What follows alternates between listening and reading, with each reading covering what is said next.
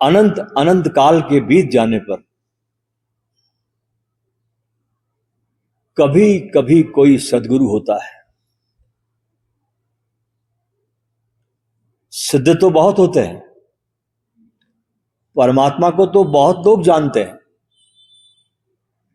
लेकिन परमात्मा को जान लेना और फिर इस परमात्मा के संदेश को, इस खुशबू को, इस प्रेम को, इस इश्क को दूसरों तक पहुंचाना, उनमें परमात्मा को पाने की अदम्य प्यास को जन्म देना, पशु वृत्तियों से थोड़ा उसको ऊपर उठाना, आदमी को, यह कोई बिरला सद्गुरु ही कर सकता है। सिद्ध वो होता है जिसने सत्य को जान लिया। उसके लिए अब गूंगे का गुड़ हो गया, वो उसका आनंद लेता है, लेकिन दूसरों को बता नहीं सकता। सद्गुरु वो जिसने जाना ही नहीं, दूसरों को जनाने की कोशिश भी की। सिद्ध वो जिसने पा तो लिया लेकिन बांट नहीं सका, और सद्गुरु वो जिसने पाया भी और बांटा भी। सिद्ध स्वयं तो लीन हो जाता है, डूब जाता है अपने उस अनंतता में, उस परमात्मा के विराट सागर में, उस प्रेम की इस बहाव में डूब जाता है सिद्ध। लेकिन वो जो मनुष्यता की भटकी हुई भीड़ है, जो अंधेरे में खोज रही है उस प्रकाश को, वो प्रकाश जो उसके भीतर है, वो जो अज्ञान में भटकती हुई भीड़ है, सिद्ध उसके लिए कोई काम का नहीं है। सिद्ध ऐसे ही जैसे मान लो छोटी सी डोंगी, एक छोटी सी नाव, जिसमें बस अकेला बैठता है, वो दूसरा बैठेगा तो शायद डूब भी जाए। छोटी डोंगी है ना, इसलिए वजन सहन नहीं कर पाएगी।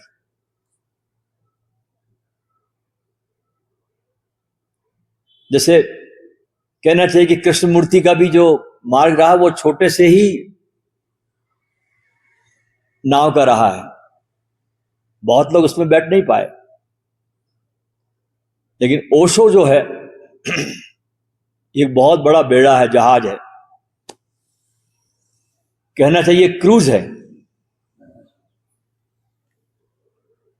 जिसमें अनंत अनंत लोग बैठ पाए, और अनंत बैठ ही नहीं पाए, अनंत के और बैठने की संभावनाएं भी है। ओशो एक आकाश की तरह है, जिसका न तो कोई आदि है न कोई अंत है। और ओशो को समझना हो तो ओशो होकर ही समझा जा सकता है, उसके पहले नहीं। क्योंकि इतनी बियॉन्ड हमारे मस्तिष्क की वो बात करते हैं कि समझ नहीं पड़ते। इसलिए ओशो को कई बार हमारे तल पर आकर, उस ऊंचाई से उतरकर हमारे अंधेरी घाटियों में प्रवेश करके हमें मदद करने के लिए उनको बहुत बार उन अंधेरी घाटियों में भी उतरना पड़ा, जबकि उनको उतरने की आवश्यकता नहीं थी। लेकिन प्रेम इतना, करुणा इतनी, मनुष्यता को अंधकार में भटकते देखकर आकाश से उतरे, अंधेरी घाटियों में गए और हमारा हाथ पकड़ा। इसलिए ओशो की करुणा, उनका प्रेम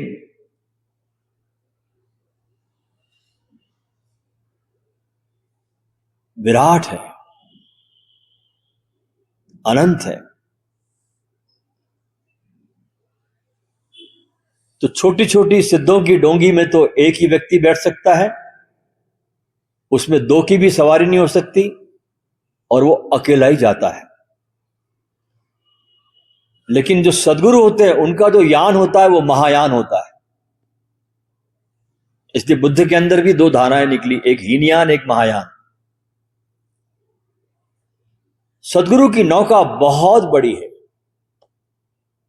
बहुत समा जाते हैं उसमें, लेकिन समाते कौन से लोग? जिनमें साहस होता है। जीवित क्षणों में किसी भी सदगुरु से जुड़ना बहुत साहस भरा काम है, क्योंकि पहली बात तो जीवित सदगुरु समझ में नहीं आता, क्योंकि जिंदा है ना। आज कुछ और बोलता है, कल कुछ और बोलेगा, परसों कुछ और बोलेगा। तुमको कहीं रुकने नहीं देता वो, तुमको कहीं घर बनाने नहीं देता। तुम्हारा मन करता ठहर जाऊं।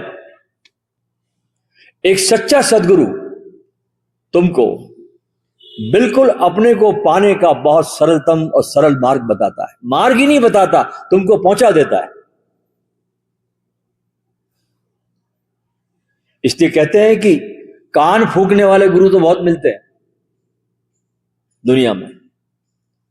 असली गुरु वो होता है जो तुम्हारे प्राणों में फूंक दे, तुम्हारे प्राणों में एक आग लगा दे, तुम्हारे प्राणों को रोशन कर दे, ताकि इस रोशनी में तुम स्वयं देख सको अपनी विराटता को। तो जिनमें साहस होता है वे ही इस सदगुरु के महायान में बैठने की हिम्मत करते हैं। और एक सदगुरु अनंत अनंत चेतनाओं के लिए एक द्वार बन जाता है, कि जब भी कोई सदगुरु धरती पर आता है तो सारी कायनात, सारी प्रकृति आश्चर्य से भर जाती है। सारी प्रकृति। तुम जब जागते हो ना, जब तुम्हारे भीतर तुम्हारा अपना बोध आता है, तुम्हारे भीतर अपना बोध जब घटता है और तुम जब जागते हो अपनी संभावनाओं के प्रति, तो सारी कायनात, सारी प्रकृति बहुत आश्चर्य से भर जाती है कि हुआ कैसे ये, क्योंकि इसको सुलाने के सारे इंतजाम मौजूद थे। ये नींद में डूबा रहे, ये मूर्छा में पड़ा रहे, तुम्हारे मां, तुम्हारे बाप, तुम्हारे सगे, तुम्हारे संबंधी, तुम्हारे सब के सब लोग, तुम सोए पड़े रहो, तुम्हारा उनका स्वार्थ है। तो मूर्छा में बिल्कुल पड़े रहो, लिप्त, उसमें स्वार्थ है लोगों का। ये जागा कैसे आदमी? इतने सुलाने के इंतजाम होने के बावजूद भी यह आदमी जाग गया, तो सारी प्रकृति आश्चर्य से भर जाती। तो एक सदगुरु का होना इस धरती पर एक बड़ा भारी आश्चर्य है। इसलिए सदगुरु जब हो धरती पर तो चूकना मत। फिर वो चाहे कोई भी हो सकता है, मुसलमान भी हो सकता है, हिंदू भी हो सकता है, सिख भी हो सकता है, ईसाई भी हो सकता है, या कोई बिना जात का भी हो सकता है, कोई मायने रखता नहीं। कोई गुलाल भी हो सकता है, कोई कबीर भी हो सकता है, कोई मोहम्मद भी हो सकते हैं, कोई मंसूर हो सकता है, कोई राबिया हो सकती है, कोई कश्मीर की लल्ला हो सकती है, दक्षिण भारत की अक्का महादेवी हो सकती है, कोई भी हो सकता है, कोई भी। कुछ भेद नहीं पड़ता इससे। इनके बस नाम अलग अलग है, उनका स्वर, उनका संगीत, एक पुकार, एक आह्वान, सबके भीतर एक है। भाषा अलग हो सकती है, अभिव्यक्तियों का ढंग अलग हो सकता है। और मजे की बात आपको बताऊं कि जिसने एक सदगुरु को पहचान लिया, उसने सबको पहचान लिया। एक सदगुरु को जिसने पहचान लिया, उसके लिए दुनिया के अतीत के भी, आज के भी और भविष्य में होने वाले भी सारे सदगुरु का प्रेम उस पर बरसता है। सबको जान लेता है, सबके प्रेम में डूब जाता है, क्योंकि समय का भेद मिट जाता है। जो पहले हुए थे उसमें भी, जो मौजूद है उसमें भी, जो कल मौजूद होंगे उसमें भी।